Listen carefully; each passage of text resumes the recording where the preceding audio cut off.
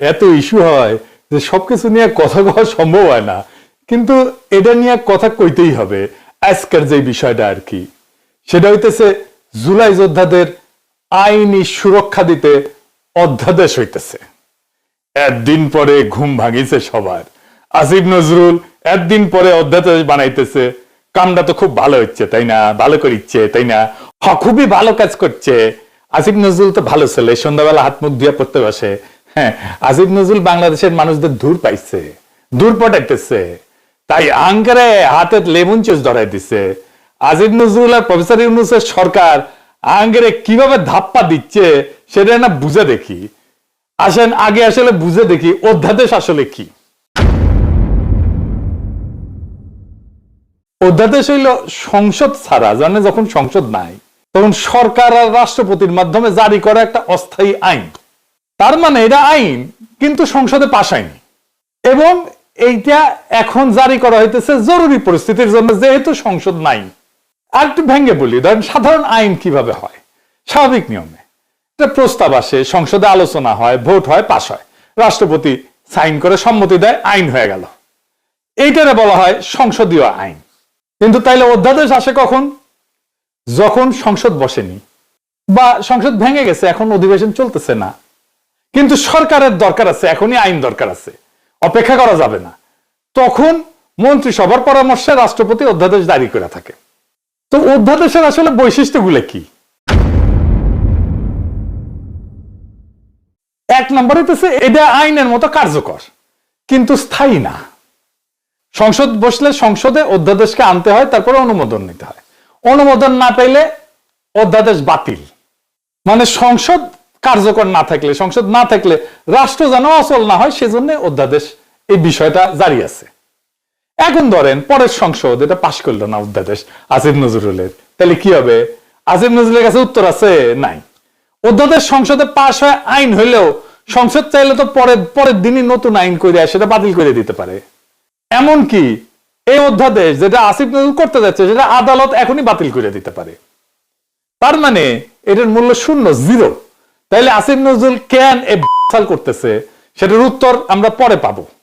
আসেন আগে বুঝে নেই যে আদৌ জুলাইয়ের জন্য দায় মুক্তি দেওয়া সম্ভব কিনা। এক কথায় দেওয়া সম্ভব না, এবং দেয়া যে সম্ভব না এটার কারণ আসিফ নজরুল, তার সাথে আছে ওয়াকার, তার সাথে আছে প্রফেসর ইউনূস নিজে, তার সাথে আছে ডাক্তার জাহেদ, তার সাথে আছে বিএনপি, তার সাথে আছে তারেক রহমান। এরা সবাই এই পরিস্থিতি ইচ্ছা করে তৈরি করছে। কেন? কারণ ঘোষিত বিপ্লব ছাড়া দায় মুক্তি সম্ভব না। দায় মুক্তি কোনো আইনি ব্যতিক্রম না, এটা একটা সার্বভৌম ঘোষণা। যে বিপ্লব ঘোষণা করতে পারে না, সে দায় মুক্তি দাবি করার নৈতিক অধিকার, ক্ষমতা এটা কোনোটাই রাখে না। ওয়াল্টার বেনিয়ামিন বিপ্লবী সহিংসতা বনাম আইন রক্ষাকারী সহিংসতা, এইটা একটা কথা বলছিলেন। একদিকে লেখেন বিপ্লবী সহিংসতা, আরেকদিকে হতেছে আইন রক্ষাকারী সহিংসতা। আইন তৈরি করে যে সহিংসতা আর আইন রক্ষা করে যে সহিংসতা, দুইটা এক না। উনি বলছেন ল প্রিজার্ভিং ভায়োলেন্স, যেটা পুরানো ব্যবস্থার ভিতরে থাকে, এবং ল মেকিং ভায়োলেন্স, যেটা নতুন ব্যবস্থার জন্ম দেয়। যে সহিংসতা নতুন আইন তৈরি করে না, সেটা কেবল অপরাধ। 1971-এর স্বাধীনতা যুদ্ধ ছিল নতুন আইন তৈরি করার লড়াই। 1971-এর স্বাধীনতা যুদ্ধে আমরা যেটা করছি সেটা ল মেকিং ভায়োলেন্স, সেজন্য ওটা অপরাধ না। পুরানো বন্দোবস্ত রেখা সংগঠিত রাজনৈতিক সহিংসতা বৈধ হইতে পারে না, কারণ তা আইন ভাঙে, কিন্তু নতুন আইন সৃষ্টি করে না। স্মিথ বলছেন সার্বভৌম সেই যে ব্যতিক্রম ঘোষণা করতে পারে। ওনার একটা বিখ্যাত সূত্র ছিল, উনি বলছেন, ইংরেজিতে কইছেন, বাংলা হইতেছে সার্বভৌম সেই যে ব্যতিক্রম ঘোষণা করতে পারে। বিপ্লব মানে নিয়ম স্থগিত করা, পুরনো বৈধতা বাতিল করা, নতুন বৈধতা ঘোষণা করা। যে বিপ্লব পুরনো সংবিধান, পুরনো আদালত, পুরনো নৈতিক মানদণ্ড চালু রাখে, সে আদতে সার্বভৌম না। সার্বভৌম না হইলে দায় মুক্তি দেওয়ার ক্ষমতা থাকে না, বরং নিজেই ভবিষ্যৎ বিচারের অধীন হয়ে পড়ে। হান্না আরেন্ট বলছিলেন যে সহিংসতা একটা নতুন রাজনৈতিক সূচনা করতে পারে না, উনি বলছেন ফাউন্ডিং মোমেন্ট, এটা তৈরি করতে পারে না, সে সহিংসতা নিজেই নিজের বিরুদ্ধে সাক্ষ্য দেয়। সেই কারণে নতুন রাষ্ট্র গঠন করা ছাড়া সহিংসতা বিপ্লব না, এটা অপরাধ। তিনজনের কথা বললাম। বেনিয়ামিন বলছেন নতুন আইন না বানাইলে সহিংসতা অপরাধ। স্মিথ বলছে ব্যতিক্রম ঘোষণা না করলে সার্বভৌম আসে। আর হান্না আরেন্ট বলছেন নতুন শুরু ছাড়া সহিংসতা ক্ষমতা না। শুধুমাত্র ঘোষিত চূড়ান্ত এবং নতুন শুরুর বিপ্লবী দায় মুক্তি তৈরি করে। পুরানো বন্দোবস্ত রেখা চালানো সহিংসতা আইনগতভাবে না, তাত্ত্বিকভাবেও অবৈধ। আমরা জুলাই বিপ্লবের পরে নতুন আইন বানাইছি, নতুন সংবিধান বানাইছি? বানাই নাই। ডাক্তার জাহেদ তো জান লড়াই দিল জুলাইকে অভ্যুত্থান বলে প্রতিষ্ঠা করার জন্য। বিপ্লব না, ছোটখাটো মানুষ পুতু পুতু করে কথা কয়, আর আমরা হইতেছি উগ্র। কিন্তু এদের ডাক্তার জাহেদের হইতেছে চিকনা বুদ্ধি, সামে এমন মাইক দেবে টেরি পাইবেন না, একদম খাইয়া ফেলবে আর কি। জাহেদ খান জুলাইকে অভ্যুত্থান বলে প্রতিষ্ঠা করার জন্য দেওয়ানা ছিল। অভ্যুত্থান যেটা, সেটা ক্ষমতা দখল করে, কিন্তু নতুন আইন, নতুন বৈধতা, নতুন সার্বভৌমত্ব তৈরি করে না। পুরনো সংবিধান, পুরনো আদালত, পুরনো রাষ্ট্রীয় কাঠামো চালু রাখে। তাই সহিংসতা যেটা, সেটা আইন ভাঙা হয়, আইনের নির্মাতা না। আমরা যেটা জুলাই করছি সেটা আমরা আইন ভাঙছি আইন নির্মাণ করার জন্য, কিন্তু আমাদের নতুন আইন নির্মাণ করতে দেয়নি এই জাহেদারা, এই আসিফ নজরুলেরা, এই প্রফেসর ইউনূসেরা। সেই কারণে এইটা ল ব্রেকিং ভায়োলেন্স হয়ে গেছে, ল মেকিং ভায়োলেন্স হয়নি। অভ্যুত্থানের সময় যে সহিংসতা হয় সেটা পরে অপরাধ হিসাবে বিচারযোগ্য থাকে। সেই কারণে ডাক্তার জাহেদরা 24-এর বর্ষা বিপ্লবকে বিপ্লব না বলে অভ্যুত্থান বলে প্রতিষ্ঠা করার জন্য দেওয়ানা হয়েছিল, যেন জুলাই বিপ্লবীদের পরে জবাই করা যায়। তার মানে এই জাহিদারা তাই চাইছে যা আওয়ামী লীগ চাইছে।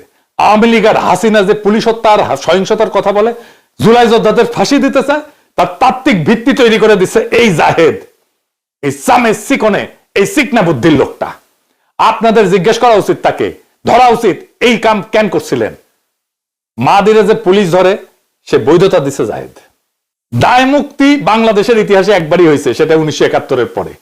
কারণ ওইখানে আমরা নতুন শুরু করতে পারছিলাম, ওইখানে লড়াইয়ের বিজয় ছিল আমাদের বৈধতা। এইখানে আমরা বিজয়ী হয়েছি, কিন্তু আমরা আমাদের বৈধতা তৈরি করতে পারিনি, নতুন শুরু করতে পারি নাই। সেই কারণে দায় মুক্তি দেওয়া সম্ভব হবে না, যতই বলুক আসিফ নজরুল। তাইলে আসেন, আসিফ নজরুল কেন এই অধ্যাদেশ করতে এত ব্যস্ত? কারণ হইতেছে আসিফ নজরুল নিজে দায় মুক্তি চাইতেছে। সে জানে সে কি আকাম করিছে। কি আকাম করছে জানেন? দেশ যখন একটা বিপ্লবী সন্ধিক্ষণে, যখন আমরা নতুন রাষ্ট্র তৈরি করব, হাসিনা পলাইছে, সেই সময় সে ওয়াকার আর বিএনপির সাথে মিলে পুরো বিপ্লবটাকে লাইনচ্যুত করছে। বিপ্লব ওই রাতেই শেষ। তারপরে ধৈর্য ধৈর্য বিপ্লবের সাথে সম্পর্কহীন বুড়াগুলা উপদেষ্টা বানাইছে, সংবিধান সমুন্নত রাখছে, ওয়াকারকে রাখছে, চুপ্পু করে রাখছে। আমরা সেকেন্ড রিপাবলিক করব বলছিলাম, নতুন রাষ্ট্র করব না, উই বেশি বোঝে, উই একাই বিপ্লবের স্টেক হোল্ডার। আমি ওরা জিজ্ঞাসিলাম যে আপনি যে নাচতে নাচতে ওয়াকারের গাড়ি চড়িয়া ক্যান্টনমেন্টে গেলেন, কোন ক্যাপাসিটিতে গেছিলেন? কয় পলিটিক্যাল পার্টির বাইরে যে সিভিল সোসাইটির অংশ আছে সেই হিসেবে গেছি। আমি কইলাম ভেরি গুড। তাইলে এখন বলেন, ওই যে কয়দিন ঘুটু করলেন, সিভিল সোসাইটির কার সাথে কথা বলে ঘুট্টুটা করেছেন? কার সাথে পরামর্শ করছেন? আপনি একা হারকিউলিস হয়ে গেছেন কেন? আপনি কারোর সাথে কথা বলেন না কেন? কার সাথে আলাপ করছেন? কারোর সাথে আলাপ করে নাই। আপনার হাত জগন্নাথ, নিজে যা ভালো বুঝিছে তাই করিছে। একটা সাক্ষাৎকারে দেখলাম আজিম নজরুল কইতেছে তার বাসায় বসে ছাত্র উপদেষ্টা বানাইতেছে, সে মাঝে মাঝে পরামর্শ দিতেছে, কইতেছে এখন কেমন লাগে? সচিবেরা কথা শোনে না, পুলিশেরা কথা শোনে না, পাবলিক শোনে না কথা, কোথাও গেলে পাবলিক আটকায় ফেলে, ভুয়া ভুয়া স্লোগান দেয়।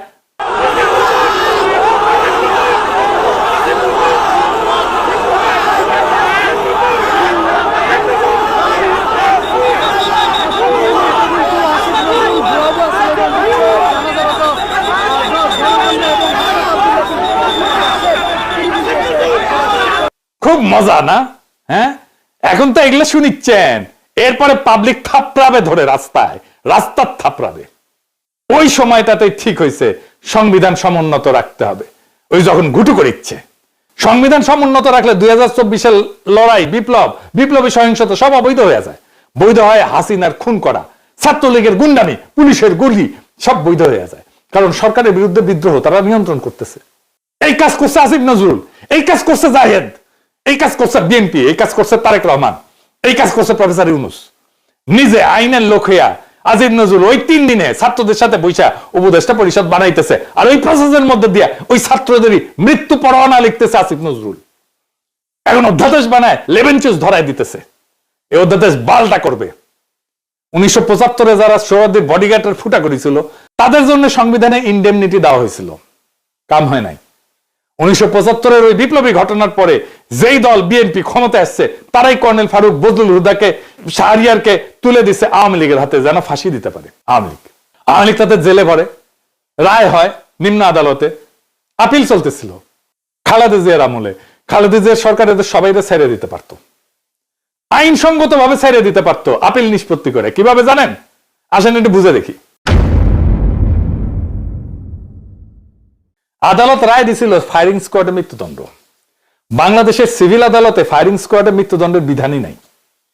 রাষ্ট্র বা আদালত যদি এমন কোন পদ্ধতিতে মৃত্যুদণ্ড কার্যকর করে যেটা কোনো বিধানে নাই, আইনে নাই, যে পদ্ধতিটা আইনে লেখা নাই, তাহলে এটা টেকনিক্যাল ভুল বা কাগজপত্রের গলদ হিসাবে থাকে না। এইটা তখন সংবিধান ভাঙার বিষয় হয়ে যায়। কারণ বাংলাদেশের সংবিধান বলছে মানুষকে শাস্তি দিতে হইলে সেটা আইনের ভেতর থেকে দিতে হবে, আর্টিকেল 31। আর মানুষের জীবন কেড়ে নেওয়া যাবে শুধুমাত্র আইনসম্মত প্রক্রিয়ায়, আর্টিকেল 32। এই সীমা লঙ্ঘন করলে দুইটা কথা পরিষ্কারভাবে বলা যায়, মানে বিচারটা সংবিধানের চোখে বৈধ থাকে না। রাষ্ট্র নিজেই আইনের সীমা পাড়ায় গেছে, আইন যে ক্ষমতা দেয়নি সেই কাজ রাষ্ট্র করছে, এটা করতে পারে না। আইনের বাইরে যায় মৃত্যুদণ্ডের এমন কোন পদ্ধতিতে মৃত্যুদণ্ডের আদেশ দেওয়া মানে এটা শুধু ভুল না, এটা রাষ্ট্রের অবৈধ কাজ, আদালতের অবৈধ কাজ। খালেদা জিয়ার সরকার কিছুই করে নাই, আপিলের কাজ বন্ধ করে রাখিছিল। হাসিনা আইসা সামে সবাই ফাঁসি দিয়ে দিছে। এই হাসিনা পলানোর পরেও প্ল্যান ছিল এইটাই যে বিএনপি আর ওয়াকার সামে তুলে দিবে জুলাই বিপ্লবীদের আওয়ামী লীগের হাতে। বিএনপির প্ল্যান এখন প্রকাশ্য, তারা আওয়ামী লীগকে ফিরে আনতে চায়। আমি বেনে বেনে করছি না, আমি প্রমাণ দিতেছি। দেখেন হিন্দু সম্প্রদায়কে দিয়ে কি বলানো হইতেছে। আমি কিন্তু আমার জন্মগতভাবে আমি বিএনপি ছিলাম, বুঝছেন। আমি মাও কমিশন আমলে বিএনপি কমিশনার মেম্বার ছিলাম 3 বার। এখন দেশে আসছি কর্তন করে, কিন্তু এখন আমি মা বোনকে বলছি নিজের ইজ্জত যদি রক্ষা করতে চান আপনারা সবাই বিএনপি কে ভোট দিন। বিএনপি বলে কেউ অবহেলা করবেন না, কেন এখন আওয়ামী লীগ নেই। এটাই বলছি, যেটা আমাদের মাতৃ জন্মের কথা। মা বোনরা বলছে যে আওয়ামী লীগকে ভোট দিও, বিএনপি কে দিও না। কিন্তু এখন বর্তমান আমরা আছি এখন বিএনপির হাতে, আমাদের আওয়ামী লীগ নাই। তোমরা সবাই নিজের ইজ্জত যদি বাঁচাতে চাও, নিজের একটা মেয়ে যদি বড় হয় মা বাবার বয় থাকে, কিন্তু এখন বয় নেই। আর এখানে সবাই, এখানে আমাদের মা বাবা এরা সবাই, এদেরকে চিনেন। যদি দূরের মানুষ হতো তাহলে বয় ছিল, এরা দূরের মানুষ নেই, এখানে আমাদের দেশের মানুষ। কোনো যদি ক্ষতি হয় কিছু হয় আপনাদের ওদেরকে ডাকতে পারবেন। আমরা এখানের মানুষ সবাই, এখানে সবাই একজোট হয়ে 12 তারিখ ভোট দিবেন। সবাই ভোটের জন্য যাবেন, কিন্তু অনেকজন বলে বিএনপি কে ভোট দেবো না, যাবো না। না, এটা মনে করবেন না। বিএনপি কে দিলে মনে করবেন কোনোদিন আবার আওয়ামী লীগের হাতে যেতে পারবেন আপনারা। বিএনপি কে চান, কিন্তু অন্য দল দেখবেন, কিন্তু নিজের হাতে নিজে কপালে হাত মারবেন। এখানে বিএনপি ছাড়া আর কোনো উপায় আমাদের নাই। এখানে হিন্দু বা মুসলিম হোক সবাই বিএনপি কে চান। আমি বলছি আমাদের এই এলাকার সবাই আপনারা বিপদের সময় না পেলে এদেরকে পাবেন। এরা এখানে কাছের লোক, এরা দূরের নাই, কেউ হারিয়ে যেতে পারবেন এখান থেকে, আমাদের হাত থেকে, কেন এগুলো আমাদের দেশের লোক।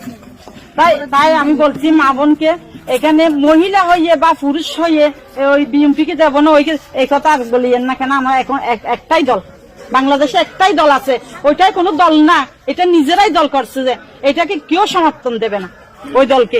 আমরাই এখন হচ্ছি যে কি সবাই বলো বিএনপি কে চাই, ভোট চাই, ধানের শীষে ভোট দেবে, এটাই আমরা চাই। আমাদের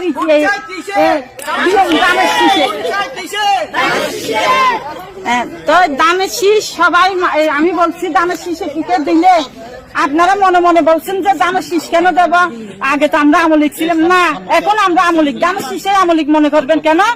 আওয়ামী লীগ আসার জন্য আমরা, এটা একটা পথ। আমরা বিএনপি কে যদি চাই, বিএনপি দেখা 10 বছর বাদ হলে আমাদের নেত্রীকে আবার আনবে, জানেন এটা। কিন্তু ওদের হাতে যদি চলে যায়, পাকিস্তানে চলে যেতে হবে সবাইকে, মনে করবেন। শুনলেন তো, কইতেছে আগে আমরা আওয়ামী লীগ ছিলাম, এখনো আমরা আওয়ামী লীগই আছি। ধানের শীষকেই আওয়ামী লীগ মনে করবেন কেন? কারণ আওয়ামী লীগ আসার জন্য এই একটাই পথ।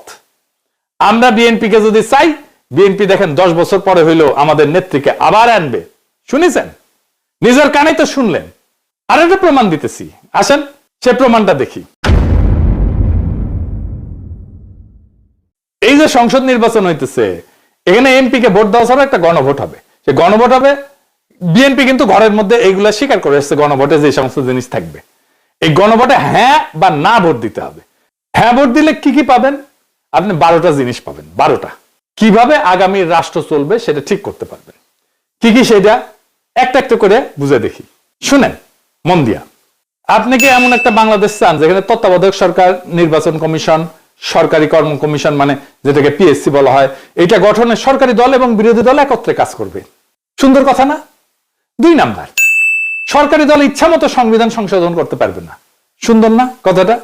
3 নাম্বার, সংবিধানের গুরুত্বপূর্ণ পরিবর্তনের ক্ষেত্রে গণভোটের বিধান চালু হবে। সুন্দর না? আমরা সবাই মিলে ভোট দিয়ে ঠিক করব।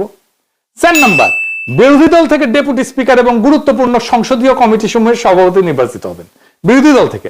সুন্দর না? যত মেয়াদী হোক কেউ সর্বোচ্চ 10 বছরের বেশি প্রধানমন্ত্রী থাকতে পারবে না। সংসদের নারীর প্রতিনিধিত্ব পর্যায়ক্রমে বাড়বে। ক্ষমতার ভারসাম্য প্রতিষ্ঠার জন্য পার্লামেন্টে একটা উচ্চ কক্ষ গঠিত হবে। দেশের বিচার ব্যবস্থা স্বাধীনভাবে কাজ করবে। সুন্দর কথা না? আপনার মৌলিক অধিকারের সংখ্যা বাড়বে। কি রকম একটা মৌলিক অধিকার হইতেছে ইন্টারনেট সেবা কখনো বন্ধ করা যাবে না, এটাকে মৌলিক অধিকার হিসেবে ঘোষণা দিবে। তার হাসিনা এটা বন্ধ করে দিছিল। দণ্ডপ্রাপ্ত অপরাধীকে রাষ্ট্রপতি ইচ্ছা মতো ক্ষমা করতে পারবে না। ফাঁসি দিলেও তো ক্ষমা করে দেয়, জেল দিলেও ক্ষমা করে দেয়। রাষ্ট্রপতি এবং প্রধানমন্ত্রী ক্ষমতার মধ্যে ভারসাম্য থাকবে। রাষ্ট্রভাষা বাংলার মর্যাদার পাশাপাশি অন্যান্য জাতিগোষ্ঠীর ভাষাও সাংবিধানিকভাবে স্বীকৃত হবে। সব সুন্দর কথা না? 12টা কথা। হ্যাঁ ভোট দিলে সবগুলো পাবেন, এই যতগুলো আছে সবগুলো। না ভোট দিলে কিছুই পাবেন। কিন্তু বিএনপি কি বলতেছে দেখেন, বিএনপি কি বলতেছে, জনগণকে কি বলতেছে শোনেন, নিজের কানে শোনেন। এখানে আরেকটা ব্যালট হবে হা এবং না। আপনারা এটা গণভোট হয়েছেন না? এটা গণভোট হবে হা এবং না। যদি আপনারা যারা আওয়ামী লীগ করেন, যারা অন্যান্য দল করেন, তাদের কাছে তাদের জ্ঞাতার্থে সুবিধার্থে আমি জানাচ্ছি, যদি হা জয়যুক্ত হয় কোন ক্রমে, সারা দেশে যদি হা জয়যুক্ত করা মানে ভোটে জয়যুক্ত হয়, তাহলে এদেশের স্বাধীনতার পরে 72-এ যে একটা সংবিধান ছিল শেখ মুজিবুর সাহেব করেছিল ডক্টর কামালের হাতে লেখা, এই সংবিধান টোটাল অমিট করে দেবো, মানে মুছে ফেলবো। স্বাধীনতার যে 71 সালে যে যুদ্ধটা হয়েছিল, এই যুদ্ধটা 71 সালের কোন ঘটনায় বাংলাদেশে আর থাকবে না। আপনার ইয়ের মধ্যে যে সংস্কার করতে চাইতেছে, যে সংস্কারের জন্য হানা বুট হইতেছে, এর মধ্যে লেখা আছে 71 সালকে বাদ দিয়ে 24-এ যে ইটা হয়েছে গণভ্যুত্থানটা হয়েছে, 71 জায়গাটা নিবে 24 সাল। কেন নিবে? এটা একটা কারণ আছে, জামাত ইসলামের একটা কারণ আছে।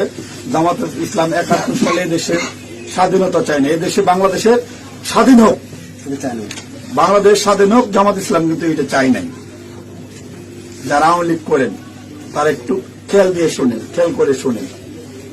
যদি হা জয়যুক্ত হয় তাহলে আওয়ামী লীগ কিন্তু এখন মানে কি জানি প্রজ্ঞাপনের মাধ্যমে আপনার স্থগিত হয়েছে, আওয়ামী লীগ নির্বাচনে অংশগ্রহণ করতে পারবে না। যদি হা জয়যুক্ত হয় তাহলে আওয়ামী লীগ একবারে আর কোনো মিটিং টিটিং হবে না, মিটিং টিটিং সংসদে কোথাও উঠবে না। ওই হার মধ্যে এই লেখা আছে আওয়ামী লীগ নিষিদ্ধ। এই যে 24 সালে গণহত্যার জন্য আওয়ামী লীগ কিন্তু নিষিদ্ধ হয়ে যাবে আপনাদের ভোটেই।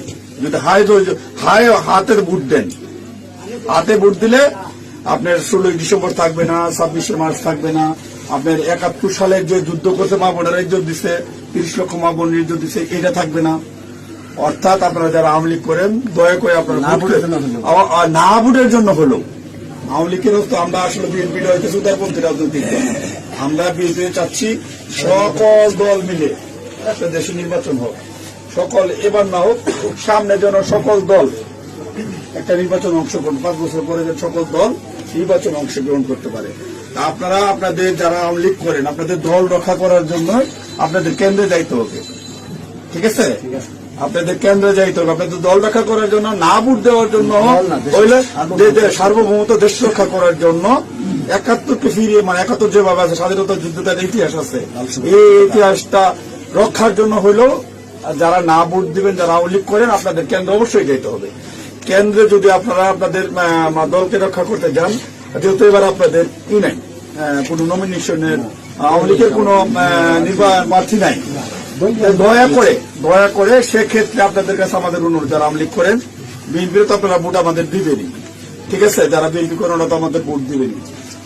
না ভোট দেওয়ার জন্য যারা কেন্দ্রে যাবেন, আপনাদেরকে যেতেই হবে, আপনাদের অস্তিত্ব রক্ষার জন্য, আওয়ামী লীগ রক্ষার জন্য হলেও আপনাদের কেন্দ্রে যেতে হবে। শুনেছেন? তার মানে বিএনপির ঘুরে ফিরে আওয়ামী লীগকে ফিরে আনতেই চায়। তারা অনেক আগে থেকে বলতেছে কিন্তু আওয়ামী লীগ নির্বাচনে আসুক। শুনেন।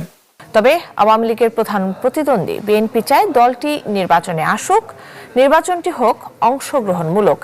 আমরা আশা করব যে এই নির্বাচনটি পার্টিসিপেটরি হবে, সকলের জন্যই দ্বার উন্মুক্ত, জনগণ যাদেরকে সুযোগ দেবে তারাই দায়িত্ব পাবে। আমরা কামনা করি প্রত্যেক রাজনৈতিক দল এই নির্বাচনে অংশগ্রহণ করুক, কাউকে বাদ দেওয়ার হলে জনগণই বাদ দিয়ে দেবে। যখন জনগণের বিরূপ প্রতিক্রিয়া হয়েছে তখন বলে এইবার না আসুক, বিএনপি ক্ষমতা আসলে আওয়ামী লীগ ফিরবে, পরের বার ফিরবে। বুঝিস? ঐক্যমত কমিশনে আইসা বলে আমরা সংস্কার চাই, আর কর্মীদের বলে না ভোটের ক্যাম্পেইন করতে। কি রকম জাউরার জাউরা, কি রকম খাইস্টার খাইস্টা, কি রকম ভন্ডের ভন্ড। এটাই আসল প্ল্যান। এই প্ল্যান হইতেছে গ্র্যান্ড প্ল্যান, আওয়ামী লীগকে ফেরানোর প্ল্যান। এইবার ভোটে যদি বিএনপি জিতে তাহলে আওয়ামী লীগ ফিরবে, লিগে রাখতে পারেন। এটা তো আমার কথা না, আপনারা তো বিএনপির লোকদের মুখে শুনলেন, তাই না? আপনি আসলে ধানের শীষে ভোট দিতেছেন না, আপনি ভোট দিতেছেন নৌকায়, আপনি ভোট দিতেছেন হাসিনা রে, আপনি ভোট দিতেছেন ফ্যাসিস্ট রে, আপনি ভোট দিতেছেন ভারত